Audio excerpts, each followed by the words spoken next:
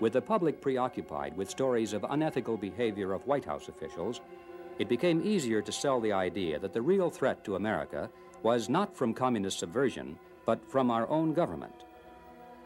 In Congress, this attitude was expressed by an increasing support for legislation to abolish the House Committee on Un-American Activities, which by this time had been renamed the House Committee on Internal Security.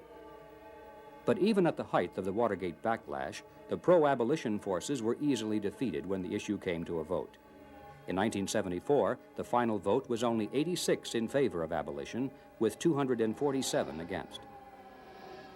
But the following January, a change in the procedures of the House of Representatives placed into the hands of the Democratic caucus the power to appoint committee chairmen and to establish House voting rules.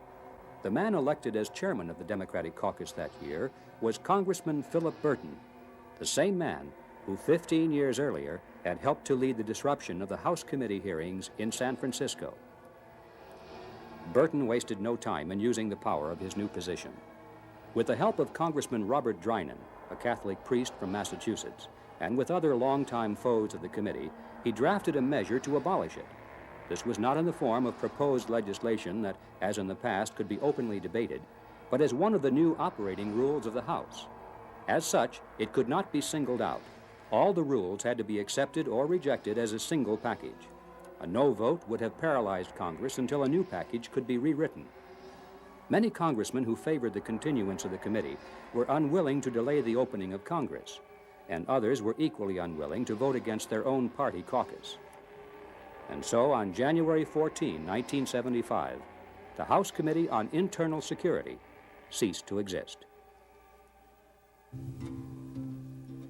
After the vote, Congressman Drinan was recognized on the floor of the House and introduced into the congressional record a tribute to Communist Party member Frank Wilkinson for his efforts on behalf of the successful abolition campaign. With the elimination of the House Committee, the Senate Internal Security Subcommittee became the only anti-subversion investigative body left in Congress. But it too had powerful foes. The committee actually was the subcommittee of the Senate Judiciary Committee. One of the members of the Judiciary Committee was Senator Ted Kennedy from Massachusetts, who for many years had been an outspoken foe of congressional investigations of this kind. In March of 1977, Kennedy finally succeeded in gathering enough support to cut off all funding for the Internal Security Subcommittee. Abolished by lack of funding, there have been no hearings and no investigations since that date. Once the investigating committees of Congress had been silenced, the FBI became the primary target of attack. One of the first moves in this campaign was to destroy the prestige and morale of FBI agents by publicly charging them with criminal activities. This had long been a tactic of the ACLU and the National Lawyers Guild, but it wasn't until the Justice Department of the federal government assumed this task that the strategy became effective. In April of 1978, Mark Felt, formerly the number 2 man in the FBI, and Edward Miller, his assistant in charge of the Domestic Intelligence Division, were indicted in federal court on charges brought against them by the Justice Department.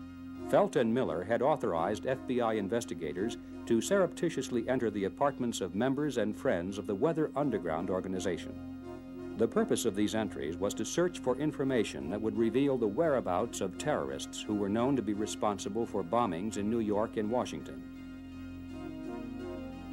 Another purpose was to discover the planned locations of future bombs so they could be intercepted and destroyed beforehand. FBI Associate Director Mark Felt tells the story. In March of 1970, a luxury townhouse in Greenwich Village, New York, blew up with a tremendous explosion. And as an interesting sidelight, out of the smoking and dust and rubble ran 2 females. One was completely naked, and the other had a pair of jeans. That was the Kathy Wilkinson and Catherine Boudin. They went to neighbors and got clothes and eventually were spirited out of the country to Cuba. But the interesting thing, and most people don't know this and they should, what they were doing there was making bombs. They were making anti-personnel bombs. They were taking 4, 5 sticks of dynamite, hundreds of heavy nails, and taping the nails on the outside of the dynamite so that when it exploded, it would send those nails out in every direction, and of course any one like a bullet, so they would have killed hundreds of people had they been successful.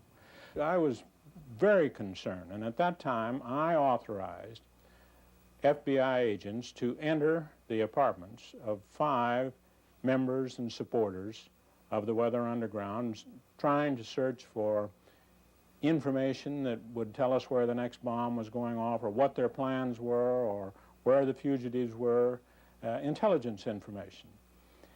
This is a technique called surreptitious entry. Some people call it a black bag job, which had been accepted in the FBI in important national security cases for as long as I was in the Bureau.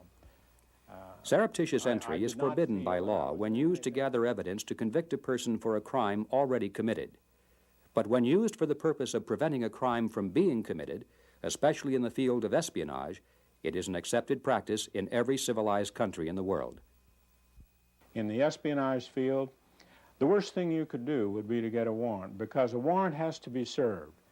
And if you aren't in your apartment when we come to serve a warrant, we have to leave a copy of it attached to your front door. So if you're a Russian spy, what does that tell you? That tells you they're on my tail, I better stop what I'm doing, I better pull back. From the counter-espionage standpoint, you can't let the enemy know what you're doing or how much you know.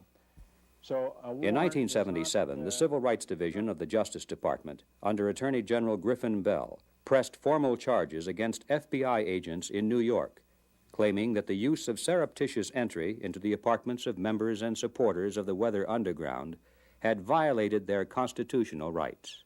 I happen to know that the Civil Rights Division was recommending the indictment of from 50 to 60 FBI agents in New York as a result of this investigation. Well, that was, at that time, was when I felt I had to do something. So I came forward and made a public statement and said that I had authorized those, that if anyone was responsible, I was responsible.